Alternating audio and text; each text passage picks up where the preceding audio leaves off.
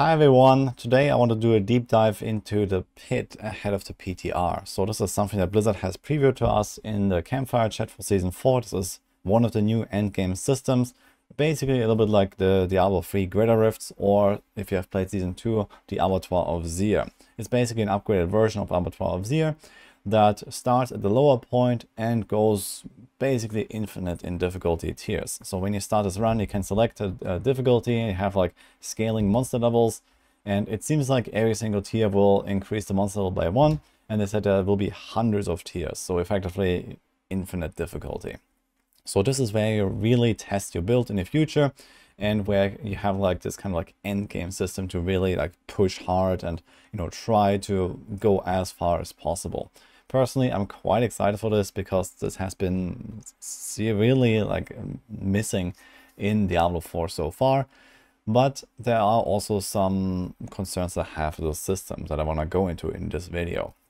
But for now, let's just look at what we actually got here from this preview and what it will mean for the future and for how we make our builds and what is going to be relevant in here. So you see here on the right, we have a 10-minute timer to complete the pit in order to get this mastery reward. So the mastery reward is the new materials that you can acquire for master working, which is one of the two new crafting systems. If you don't know anything about it, that replaces blacksmith upgrades, and you can basically raise the stats on your items through master working now, which has a bit more implications. But TLDR is you don't want to miss out on a mastery objective. However, you can take more than 10 minutes and you can still complete the run, and there is no penalty for doing so outside of lacking the reward for the masterworking materials. So you can still go as high as you want, but I assume you won't unlock extra tiers if you don't hit the mastery. So otherwise, I guess you could just go higher and higher and higher and just do like, you know, 4-hour runs per level or something, and I don't think they will allow you to do that. So in order to go to higher tiers, you probably have to beat the timer. Then we also have the composition of the maps. So it seems like it's just like a random 2-floor map where we have the first floor that is like randomly generated with, you know, a certain layout. And then you have the second floor, again, a randomly generated layout that is different from the first one. And it is also populated by random compositions of monsters. I imagine it's going to work very similar to Abattoir of Xir, maybe with some tweaks or new monster combos and so on. And probably a bigger variety of maps because it's not as like try hard basically of a system. So I imagine the RNG is relatively high when it comes to what you can find and how fast and how slow you're going to be. But basically you have to go through both maps at least to some degree because you need to fill up the progression bar. And then once you do that, you will spawn this boss portal and you're going to a 3rd floor where you fight the boss in the arena. And the cool part about these bosses is there's actually like 2 bosses at once, or even more than that, kind of with, here you can see this right now, there's like this animation of this campaign boss, the succubus from Act 1, that just comes in and does like some sweeping attack. And they mentioned that on the higher levels in the pit, there's going to be more of these bosses, and sometimes they can even appear during the run. So there's a bit more action basically. It's not just like, you know, a single like kind of boring boss fight. Because most of the bosses that we have in the game right now are somewhat slow and don't really do that much, and it's kind of spicing it up a little bit. So that's kind of exciting, and I'm really excited to see how this will feel when we actually play it and when there's like, you know, 2 or 3 of these bosses all at once or something.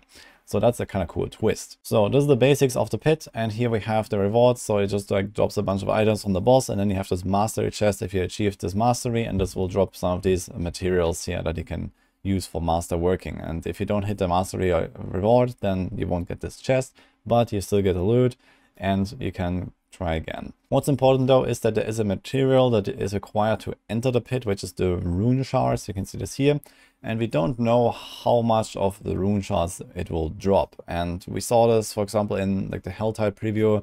It doesn't seem to be very rare because at least on one of the screens that I found, there were actually 2 rune shards like dropping on the same screen. So I imagine you do find them regularly enough that it can kind of chain run the pit all the time, but not exactly 24/7. And I guess you're supposed to kind of like get in there quite often, at least in the late game. So I imagine you're going to level to 100, you're going to acquire a few rune shards, then you're going to gear up a little bit, do Nightmare dungeons, get your glyphs up and so on.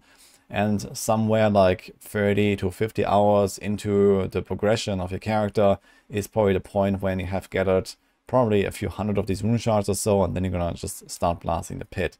So this is kind of how I imagine this to go. And there will probably be kind of little reason to go out of the pit again and do other stuff, as long as you have already gathered everything else that you need. If you have found boss materials, if you have found really good items and you have enough tempering materials, then you can just go and temper stuff. And here you get the masterworking materials, and this is one of the systems that you're going to be engaging with the most in the tail end of the progression. And the reason for that is that this masterworking has a lot of RNG baked into the system. So here's a screenshot from the campfire chat where they showed how this looks. So on the left you have a 0 out of 12 masterworking item, and then on the right you have like the same one, but it's 12 out of 12, so fully masterworked. And you can basically get 12 upgrades, with 9 of them being small upgrades of 5% to all stats on the item. And then the steps at 4, 8, and 12 are a 25% upgrade to one of the stats. And you can see this here, the blue one is like a 1 upgrade, and the yellow one is like a double upgrade. And you can also hit the same stat 3 times. So this means that if there's like a very important stat on your item that you really want to boost as much as possible, then you're going to do masterworking over and over and over until you hit this 3 out of 3 on this thing. And the chances for that are pretty low, actually.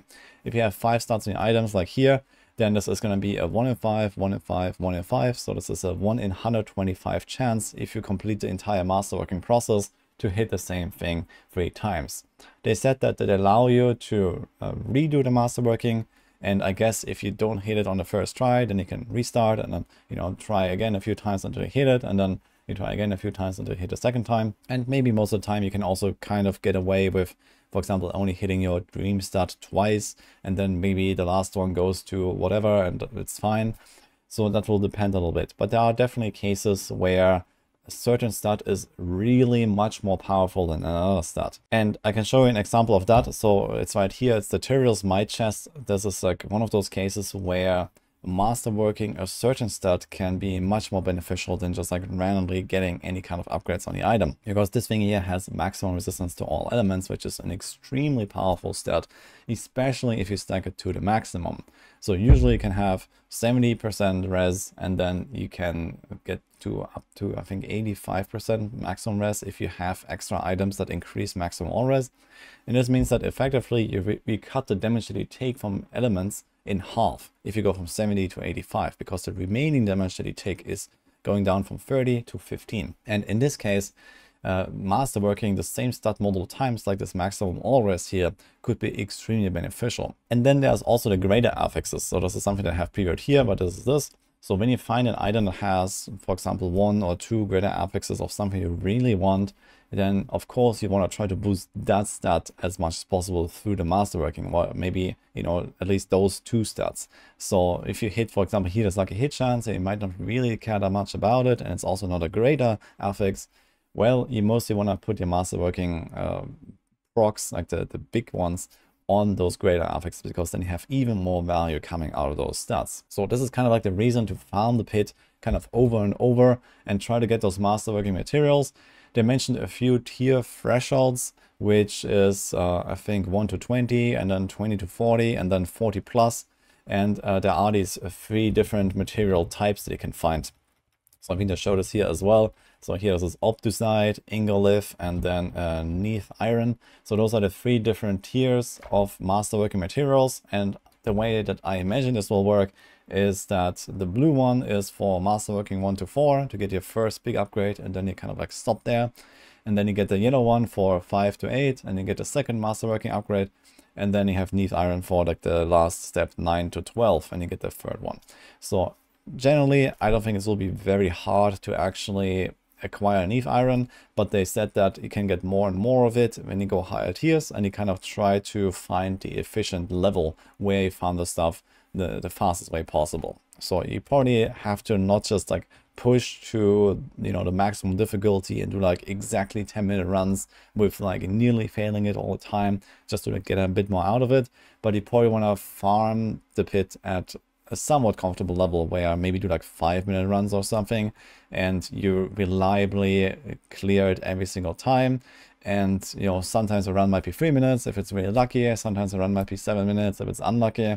But I guess this is probably somewhere the range of where we want to end up to have like kind of like an efficient farming experience. The thing is also that a lot of builds in the game, for example, also kind of benefit from slower combat compared to fast combat. So if you're just trying to like, you know, rush through this entire pit, if you do like a really speedrun build, you can probably get through this thing in like a minute or something to the boss. Like if you do like a Sorg build and you one-shot everything and just fly through the map with teleport or something, yeah, you could probably farm low tiers pretty quickly and kind of just, you know, get to the boss there in no time whatsoever. So you see here, even in this preview, they did it in 3 minutes, and this was a pretty slow run, a kind of low damage build. And yeah, this can be way faster. But is that going to be efficient? Most likely not, because you can probably just go up many tiers and just do like, for example, 3-minute runs or 5-minute runs. And then it will depend a little bit on like what is the efficiency gap between individual tiers and like how well does your build perform in very fast combat versus very slow combat. But in general, there are definitely mechanics on all classes that would really benefit you from, you know, kind of like setting up a pull and then blasting it down with like a combo or something like that. We have seen this in Path of Exile, for example, where, you know, it took some time to make a pull and then you just blasted down an entire room in one go, even though monsters had like millions and millions and dozens of millions or even hundreds of millions of HP. So setting up a pull and then, you know, kind of like optimizing your damage output is going to probably be the key here.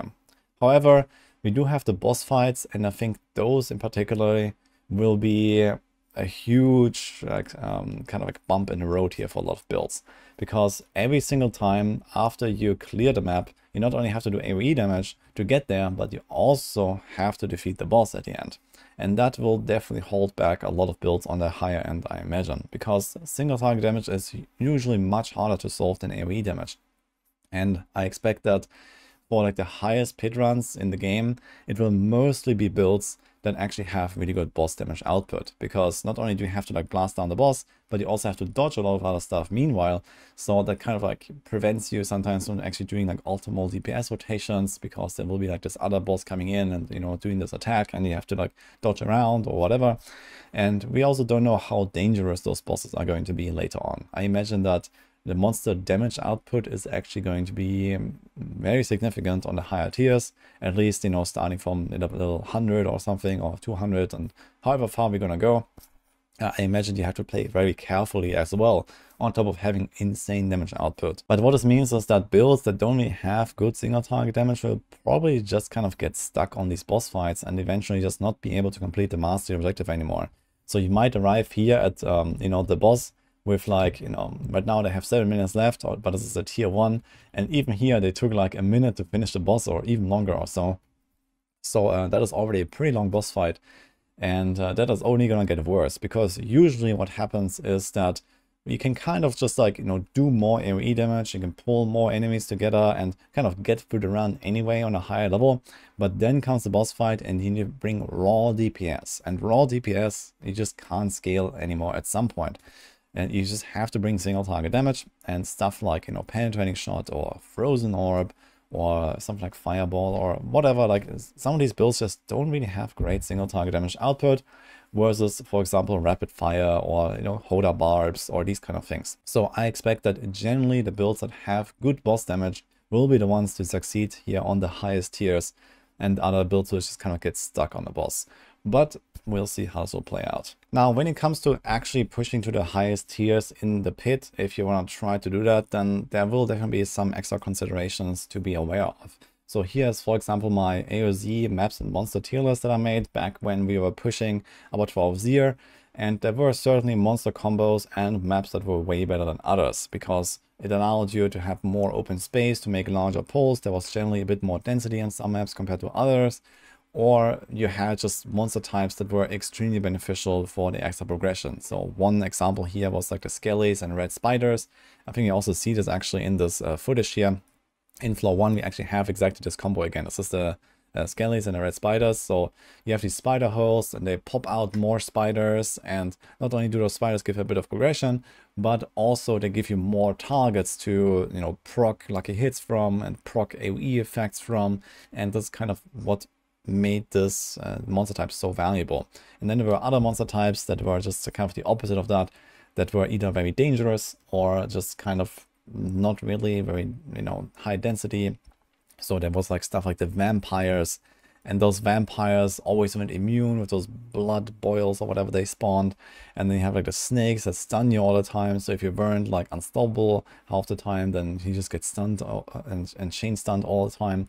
And there was other stuff like the ghosts, of course, they're kind of dangerous and just blast you. So we'll see exactly like if they have rebalances a little bit. I hope they did, because, well, some of them were significantly better than others, especially when it comes to pushing against a timer. But we'll see how this will play. And I guess it won't be like as much of a try-harding system anyway, because as I mentioned, you want to try to find like the efficient level where you farm efficiently. And then, okay, if it's like a bit more RNG when you go push, and there's not really a huge incentive for it, I guess that is okay. But it would be nice if there was somewhat of a balance at least between those different monster types, because yeah, this was relatively bad back here in AOZ. And another thing is also the armor calculation. So as you may know, that you need more armor to have the same damage reduction against physical damage when you fight high level monsters. So here's a table. I'm not sure where this is coming from. It's just a link I have. But basically, for level 100 monsters, for example, you need 9,200 armor to be armor capped. And then for level 154 monsters, which is tier 100 nightmare dungeons, you need 13,400 armor to be armor capped. Now, back in AOZ, there were actually some setups that did not even go for armor cap and just didn't go for armor at all. Especially the Zorgs did that. They just went for like whatever armor they got, like 5k from their base items, and just completely ignored armor because they had so much damage reduction from other sources. In particular, damage reduction while injured, which is a very powerful stat that can roll up to 45%. You can get it up to 3 times. So you can basically get like 7 times tankier or so from having those 3 rolls and being permanent low life. But that is a stat that is almost guaranteed going to be gone in Season 4. And they said that in general, damage reduction is going to be a lot more premium. So we'll see how many damage reduction rolls we can actually get, how many armor rolls we can actually get, because we have not actually seen a single example of percent armor or percent total armor roll on any of the new items in the previews. So we'll see if that is actually still a thing, or if armor stacking is just going to be extremely difficult from now on. But what it means is that especially once you go to like very high tiers where monsters will probably do a lot of damage, you have to exhaust all of the possible options to get more defenses in your build, while still kind of keeping your damage high enough. So one thing you can do is, of course, you can always put like defensive mods on, for example, your amulet. It has the option to roll defensive aspects, in addition to maybe even defensive stats. So that depends a little bit, but that is definitely one of the things you can do. But ultimately, I think neglecting armor will lead to a very quick death later on. That usually is already the case. If you're not armor capped, especially if you kind of get close to your armor cap, but not quite, you take a lot more damage. So this is kind of like important to remember here. So when you're just like barely under, let's say you're in tier 100 nightmare dungeons, you fight level 154 monsters, you want to have 13.4k armor, but let's say you only have 13k, so you're missing 400 armor, which is not very much. It may seem like very little. It's like, you know, 1 skull in your jewelry or so, but that 400 armor difference can mean that you just take like 15% extra damage or 20% extra damage or so already. So it's usually the way to approach this is that you go for exactly the armor cap or maybe slightly over just in case, or whatever, you know, depending on the items you have. But if either you do that or you don't go for armor at all, because it kind of becomes worth more and more the closer you get to this cap. Now the thing is that we don't actually know the exact cap of how much armor you need to have for a certain monster level. This is just also like an approximation of a calculation here as far as I know. And there's actually even to this day, we have like some armor data points missing here. And now we're gonna have monsters that go way beyond in these monster levels. So you can get like level 200 monsters. For example, the pinnacle bosses are gonna be level 200. So you're gonna need a lot more armor for those. And then, you know, in the pit, you can go even further. You can go to level 300 monsters, level 400 monsters. Of course, depending on if you actually have the damage to do that. But let's say you fight like a level 300 monster, you're gonna need a lot more armor than what we have here. And we don't know if the calculation is going to continue onwards exactly like this. Currently in the game, there's also no way to tell how much armor you actually need against a certain monster level. There's actually some feedback I gave to Blizzard when I saw this new pit system ahead of the campfire chat. And I just said, you know, please like show us somewhere in game in the UI or something like, you know, what is the armor requirement for the certain monster level. And I also asked them if they want to maybe rework the armor system at some point to just be like more streamlined and more intuitive, because, well, most people will not know this and most people have no idea how much armor they need to have. So it's kind of a, you know, a bad system, I feel. So let's see what will happen, but probably not for Season 4. But maybe that will do like maybe a tweak to armor in Season 5 or something. But TLDR is you need a lot of armor. And well, there are two good ways of doing that. Outside of the stats that you can roll, or maybe no longer roll on your items, which was the total armor, there are the Juggernaut aspect and the Disobedience aspect. So I might have this here, but I can just show them real quick. So you might know both these. So this is like the stacking % armor aspect here. And here's also the Juggernaut aspect. It gives you a lot of flat armor. And Juggernaut has been very popular in Season 3. Personally, I've liked this one a lot because it's just consistent. You know what you got. You have this armor value and then you're going to be capped. And you can actually combine the two. And I think it's not even that unlikely that people will do that. So this Juggernaut aspect gives you like flat armor that is the same as whatever you get from your helm and chest and so on. So it just gives you, for example, like instead of around 5k, you have like maybe around 10k base armor, and then you can multiply that value with % armor bonuses, like aspect of Disobedience. So let's say you have 10k base armor with a Juggernaut aspect, and then you have a Disobedience on top of that. And then you go from 10k to 16k, and suddenly you have a lot of armor. So I think this is actually a pretty good way to stack the armor up. And maybe there's going to be some new aspects as well, maybe some other tweaks to the armor system, we'll see. And well, it is definitely something that you don't want to neglect. And I imagine that especially deep into the pit, a lot of builds are going to go for at least one, maybe even double armor aspects here. Because without doing that, you're not going to be able to reach something like 15k, 20k armor, or even more that you would possibly need if you just, you know, extrapolate this data here basically to higher levels. Then you see here, okay, level 100, you need like a 9.2k. At like 50 levels later, you need like another like 4k more armor. And let's say it just goes that way, like 4k armor per 50 levels. So at level 200, we need like 17 point something k. And then at level 250, we need like 21k armor. At level 300, we need like, you know, like a lot of armor, basically like 20,000, 30,000 or so. Eventually might actually be kind of the armor value that you're looking for. So you have to go really deep to try to get that armor cap. Lastly, it will also be kind of interesting to see what they're going to do with the scaling between individual tiers. If there's going to be some scaling similar to Abattoir of Zir. This is a graph here where you see the HP difference, or like the growth from one Abattoir of Zir tier to the previous one. So every 5 tiers, there used to be like this huge jump where you see here like tier 10, for example, has 70% more health than tier 9. And same here on 15, it's like 78% more. And then like here, there was this insane jump at 25. So going from 24 to 25 was an increase of 386%, almost times 5, basically, or almost times 4. So that was a pretty huge jump there. And I guess that in the pit, it will probably just be like streamlined, like the same growth every single tier. So there's probably like +1 monster level, whatever that means. I don't know exactly. And then there's probably going to be some extra modifier, you know, like +3% health and damage or something like that. So they haven't really given us any numbers, but I hope at least that's going to be like more streamlined and easier to calculate what is actually going to be like the final result. Because in Abattoir of Zir, you had like these breakpoints, and it was really clunky, and even those breakpoints were not always the same. As you can see, like this was 202, this is 170, this is 178, so it was pretty random, and I didn't like this at all, because it was not really intuitive. Like, you know, going to the next tier was suddenly such a huge jump versus, you know, this or that before. So I hope that it's going to be more streamlined at least. But yeah, in the end, I think this will be mostly relevant for like the tryhards that really want to try to go to like the highest tier possible as kind of like bragging rights. I don't think that will be like really a big incentive to do that and really, you know, push yourself to the maximum. You kind of want to do like, you know, mid-range pushing, so to say, with what I explained, with like this efficiency gap between higher tiers versus how fast can you go. And that's probably going to be some kind of sweet spot that will end up somewhere in the range of like 3 to 5 minute runs.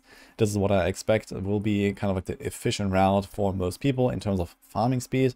But of course, with such a system in place, it will be very fun to actually test and see how far can you go with a certain build. And especially once you have, you know, done the grind and you have min-max your build, that'll be really cool to see. I'm very excited for that, for like some actual push mode coming back. I've been doing that a lot in Diablo 3 with Greate Rift pushing. I always went for the rank 1s and these kind of things. That was a ton of fun. And especially on hardcore, that can be a really cool experience. So I'm looking forward to that. And with the pit, we have that again. Unfortunately, we won't have leaderboards in the game, so this is something that I heard from people already. Like, this would be a really good candidate for a system that can have leaderboards, I think, in the future, maybe with a bit more fine-tuning and stuff. For example, we have a bit of a problem here that, for example, blast wave shrines exist, and they can basically just go and one-shot bosses for you. So in terms of like leaderboard pushing, that would be a bit sketchy there with RNG and stuff. But in the grand scheme of things, I wouldn't be surprised to see leaderboards for the pit very soon. And if anything, we're going to have some unofficial leaderboards. For example, if you remember back in Season 2, I ran this Path of Exile event that we had on Max Roll with the leaderboards and stuff. We're probably going to do something similar again. I already have some ideas for that in mind. So that will be kind of cool to see, like, you know, different builds, different people trying to push in the pit and see how far we'll actually go. One big concern that I have with the pit outside of like this maybe RNG thing is also that the pit might end up being kind of like the endgame system, similar to what happened in Diablo 3. So, well, if you have not been there in Diablo 3, in the early days, we did have stuff that was relevant in the game, that was somewhat challenging and somewhat exciting. Normal level and rifts were there, which are basically the equivalent of like normal dungeons, so to say, in Diablo 4 right now. And then you had the bounties, which are kind of the equivalent of whispers in Diablo 4. And, well, in Diablo 4 we also have stuff like Hell Tides, and there's even side quests and whatever else will come with like seasonal themes, for example, and also nightmare dungeons that kind of like scale up. And the thing that will happen with the pit right now is that we're going to have builds that are going to be extremely powerful, that, you know, will be like extremely durable, have like, you know, millions of damage per second or something, that are designed to go very far in the pit, but cannot really do anything else really well, because in everything else the content like difficulty is extremely low, the damage requirement is extremely low, and the defensive requirements is low. So you're gonna have like the pit build on one hand where you have like insane damage output, and then you have, yeah, you need to have some other build to farm whispers and hell tides efficiently and get those boss materials and so on. So that is a bit of a struggle, and something I already put into my feedback video after the campfire chat. I hope that very soon, at least, maybe after Season 4, we're gonna get the loadouts or armory system or so, that we can swap builds easily on the fly. But in general, I'm kind of fearing that the pit will become like the system in the game that we're gonna be playing, and that everything will be balanced around. And that will basically just mean we're gonna be back to Diablo 3 with Greate Rifts, that you do like 98% of the time, and everything else in the game is somewhat irrelevant. So I'm somewhat hoping that we're not gonna see a repeat of Diablo 3 here, and the pit is gonna be just one of the systems that we're gonna do. And there is still, you know, ample, like, you know, opportunity to farm good items and farm important things in other contents, because just farming pits all day long will probably also get boring at some point. But yeah, in general, it seems like there is kind of this progression, because the pit only unlocks once you are level 100. So for most people, that will be, you know, somewhere like 20 hours in or so, 30 hours in, depending on how fast you level. And, well, you still have other stuff to do at level 100 before you even ever go really far into the pit. So there's probably going to be something like up to 50 hours or so of stuff to grind before you ever really dive into the pit, and then comes the pit grind, and that is probably going to be like another 100 or 200 hours or whatever you can spend in there to kind of like, you know, chain run those things, get those materials, do your masterworking items. You might find upgrades while doing that, and then have to masterwork other items. So there's going to be a lot of stuff to do. In any case, this is all the information that I have gathered for the pit so far, so I'm very excited to try it out and see how it actually feels, especially compared to what we had with the Path of Exile, and, you know, how the new system feels with the bosses and the masterworking. I think it's going to be very exciting, so I'm going to keep you guys covered for the PTR. I also have some more stuff coming up before the patch notes drop. And then of course, once the patch notes are out, we're gonna also start working on new builds, theory craft, and I'm gonna have a lot more stuff coming then. So in the next weeks, it's gonna be quite exciting. And obviously, I'm gonna be trying to get as much done as possible and get you all the information you need for Season 4. I think this is shaping up to be a great season. I think that will bring many people back, and I'm definitely excited for it. So let's see what will happen, and hope you enjoyed this video. Let me know what you think, and I'll see you guys next time.